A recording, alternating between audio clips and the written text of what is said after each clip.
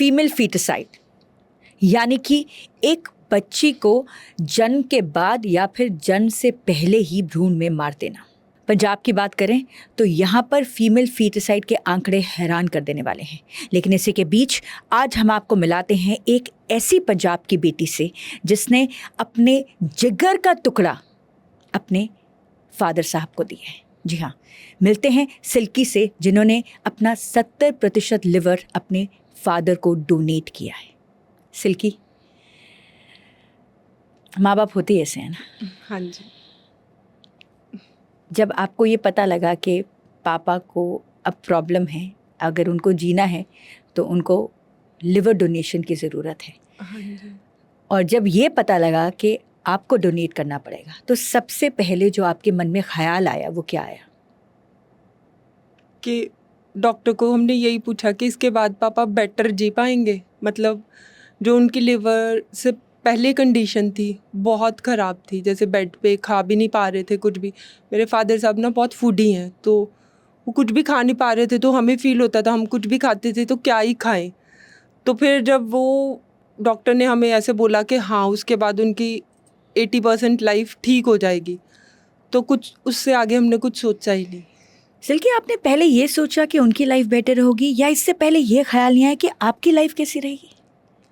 नहीं, देने वाले तो वही है ना लाइफ को, तो अगर चांस मिला तो मैंने यही सोचा कि नहीं, मतलब बाबा जी ने या भगवान ने मुझे ही चुना इतना अच्छा काम करने के लिए, तो मुझे फटाफट से वो करना था। तो मेरे 2 भाई भी थे, वो भी रेडी थे, बट उन दोनों में से भी मुझे ही चुना गया।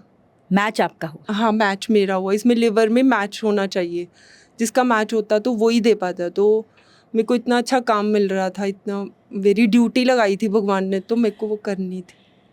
कितनी बड़ी बात बोली है सिल्की। कितने साल की हो तुम? मैं 30 जब तुमने डोनेट किया था तब कितने साल की? 30 की थी, अभी 31 की हो गई हूँ। लोगों की प्रतिक्रिया क्या थी? लोग तो मैम नेगेटिव ज़्यादा होते हैं। सबसे पहली बात तो आएगी, अरे शादी कैसे होगी? हाँ जी। इसका क्या जवाब देते हो? मैम इतना फास्ट, इतना मॉडर्न, वैसे तो हम बोल रहे हैं हम 21वीं सदी में चल रहे हैं, ये है वो है, तो मेरे को नहीं लगता शादी ज़रूरी है। अगर हम किसी की जान बचा पा रहे हैं तो उसके आगे शादी तो बहुत ही छोटी चीज़ है। तो मेरे माइंड में ऐसा कुछ नहीं आया कि मेरी शादी नहीं होगी तो इट्स ओके, हम बेबी अडॉप्ट कर सकते हैं, कुछ भी कर सकते हैं। मेरे ब्रदर्स हैं, वो सपोर्ट करते हैं, तो ऐसा कुछ नहीं है। 1 साल हो गए हैं आपको लिवर हाँ जी। डोनेट किए हुए अपने फादर साहब को, तो इस 1 साल में उनकी सेहत और आपकी सेहत कैसी है? दोनों बहुत बिल्कुल ठीक हैं। टचवुड। हाँ, पापा भी ठीक है, अपने काम पे जाते हैं, मतलब बेटर हो गई लाइफ, और मेरी भी अच्छी है। और मतलब मैं डांस भी कर रही हूँ, जिम भी जा रही हूँ, बिल्कुल वैसी ही है। तो डॉक्टर्स ने क्या बोला कि अब जब आपका लिवर का इतना पार्ट 70%, जबकि आपने बोला है अब लिवर के बारे में कहा जाता है कि ग्रो कर जाता है, हाँ हम वही जी। डिस्कशन कर रहे थे, पर आपकी जो दिनचर्या है या आपकी जो बॉडी की इम्यूनिटी है, फिजियोलॉजिकल चेंजेस हैं, उसमें कुछ आपको लगता है कि कुछ तब्दीली आई है? देखो, इतनी बड़ी सर्जरी के बाद अगर एक मदर बेबी को पैदा करती है तो उसकी बॉडी में चेंजेस आ जाते हैं। तो ये सर्जरी हुई है तो थोड़े बहुत तो एक्सपेक्टेड है ना, मैं ऐसे झूठ बोल दूँ नहीं नहीं, थोड़े बहुत तो एक्सपेक्टेड हैं, चेंजेस आएंगे ही आएंगे। बट ये नहीं है कि हम लाइफ में कुछ भी हमें कॉम्प्रोमाइज़ करना पड़ेगा, कॉम्प्रोमाइज़ कुछ नहीं करना पड़ता। तो आप एक्सरसाइज, योगा वगैरह सब करती हैं पूरा? हाँ जी। डाइट का ख्याल, क्या क्या चीज़ों का आप जो है आपको खास तौर पर ख्याल रखना पड़ता है? देखो, आजकल वैसे ही लोग डाइट तो वैसे ही बहुत पर्टिकुलर हो चुके हैं, तो मेरे को अगर लोग 80% है तो मेरे को 90% पर्टिकुलर होना पड़ता है। कि जैसे पहले पूरा बर्गर खा लेती थी, अब हाफ खा लेती हूँ, क्योंकि मैं बहुत फूडी हूँ। वही इंसिडेंट बताती हूँ, मैं इतनी फूडी हूँ, मेरी सर्जरी थी तो इसमें ना एक स्टेप्स होते हैं कि आपको क्लियर करने पड़ते हैं कि आपका ये भी ठीक है, ये भी टेस्ट होते हैं। तो जब फाइनल टेस्ट हो गया, ब्लड डॉक्टर टेस्ट, जो बेसिक ब्लड टेस्ट सारे होते हैं ना, बहुत बॉडी के होते हैं, एक उसमें 1 वीक to 15 डेज जाते हैं ओह, पूरे बॉडी के टेस्ट में। वो ये भी क्लियर हो गया, ये भी क्लियर हो गया, वो भी बहुत टेंशन वाला हमारा पार्ट था। हर टेस्ट के बाद ये टेंशन होती थी कि कुछ, क्योंकि हमारी बॉडी देखने में ठीक लगती है, अंदर से क्या ही निकल आना है कुछ नहीं पता है। तो हर टेस्ट के बाद मैं और मेरे ब्रदर्स यार रिपोर्ट तेरी ठीक आ जाए, तेरी रिपोर्ट ठीक आ जाए। तो जब लास्ट डॉक्टर ने बोला ना हाँ कैपेबल हो लिवर देने के, तो सबसे पहले ना जब सुबह एडमिट होना था, रात को मैंने पिज़्ज़ा मंगाया मेरा फेवरेट है कि मेरे को पिज़्ज़ा खाना है। उसके बाद 3 मंथ मेरे को पिज़्ज़ा नहीं मिलेगा खाने के लिए। तो अभी मतलब ये है कि खा सकती हूँ पर थोड़ा सा कम, मतलब जैसे क्या आपको पता है आप कितनी बड़ी इंस्पिरेशन बनते हो बच्चों के लिए, माँ बाप के लिए, हाँ, कि लड़कियों को ख़ास तौर पर काफ़ी एरियाज़ हैं हमारे हिंदुस्तान में, इंडिया आपको पता है लीडिंग है फीमेल फीटिसाइड में। सबसे ज़्यादा जो बच्चियों की हत्या की जाती है पैदा होने से पहले या बाद, वो भारत में होती है। और वहीं पर एक सिल्की जैसी बेटी बैठी है जिसने अपना 70% जिगर का टुकड़ा यानी कि लिवर अपने फादर को डोनेट किया है। अब बहुत बड़ी इंस्पिरेशन हो, ना केवल बच्चों के लिए, पेरेंट्स के लिए ख़ास तौर पर। तो ਜਿਹੜੇ ਵੀ ਪੰਜਾਬ ਦੇ ਲੋਕੀ ਮੇਰਾ ਪੋਡਕਾਸਟ ਸੁਣ ਰਹੇ ਨੇ, ਮੈਂ ਸਿਲਕੀ ਦੇ ਨਾਲ ਬੈਠੀ ਹਾਂ। ਸਿਲਕੀ ਨੇ ਆਪਣਾ 70% ਆਪਣਾ ਲਿਵਰ ਆਪਣੇ ਫਾਦਰ ਸਾਹਿਬ ਨੂੰ ਡੋਨੇਟ ਕੀਤਾ ਹੈ। ਤੇ ਜਿੱਥੇ ਬੇਟੀਆਂ ਦੇ ਨਾਲ ਇੰਨਾ ਅਨਿਆਏ ਹੁੰਦਾ, ਉੱਥੇ ਪੰਜਾਬ ਦੀ ਇੱਕ ਬੇਟੀ ਸਿਲਕੀ ਸਾਡੇ ਨਾਲ ਬੈਠੀ ਨੇ।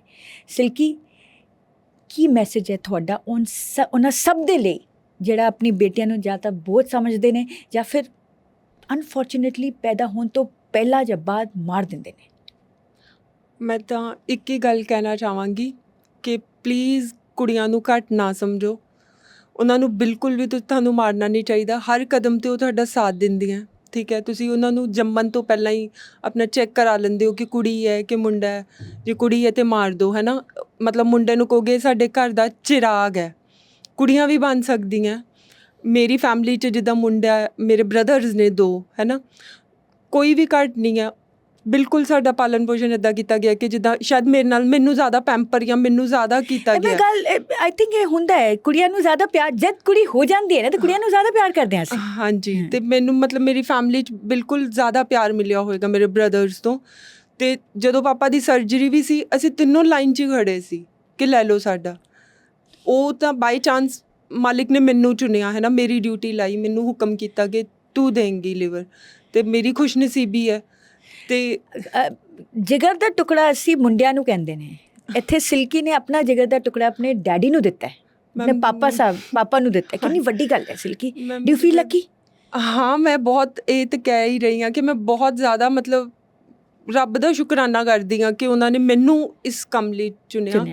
ਮਤਲਬ ਬ੍ਰਦਰਸ ਦੇ ਦਿੰਦੇ ਕੋਈ ਉਹ ਵੀ ਠੀਕ ਹੈ ਕਿ ਹਾਂ ਦੇ ਦਿੱਤਾ, ਪਰ ਮਨ 'ਚ ਰਹਿਣਾ ਸੀ ਕਾਸ਼ ਮੈਂ ਹੁੰਦੀ, ਜਿੱਦਾਂ ਹੁਣ ਉਹਨਾਂ ਨੂੰ ਲੱਗਦਾ ਕਿ ਕਾਸ਼ ਅਸੀਂ ਹੁੰਦੇ। ਅਤੇ ਮੈਨੂੰ ਮਤਲਬ ਬੜਾ ਖੁਸ਼ ਨਸੀਬ ਅਤੇ ਪ੍ਰਾਊਡ ਫੀਲ ਹੁੰਦਾ ਕਿ ਮੈਂ ਕੁਛ ਕਰ ਪਾਈ। ਅਤੇ ਬਹੁਤ ਕਰੋੜਾਂ ਦੁਨੀਆ ਹੈ ਅਤੇ ਬਹੁਤ ਘੱਟ ਲੋਕਾਂ ਨੂੰ ਇਹੋ ਜਿਹਾ ਚਾਂਸ ਮਿਲਦਾ ਕਿ ਉਹ ਆਪਣੇ ਪੇਰੈਂਟਸ ਲਈ ਕੁਛ ਕਰ ਪਾਉਣ, ਕਿਉਂਕਿ ਪੇਰੈਂਟਸ ਲਈ ਆਪਾਂ ਕਿੰਨਾ ਵੀ ਕਰੀਏ ਉਹ ਘੱਟ ਹੀ ਹੁੰਦਾ।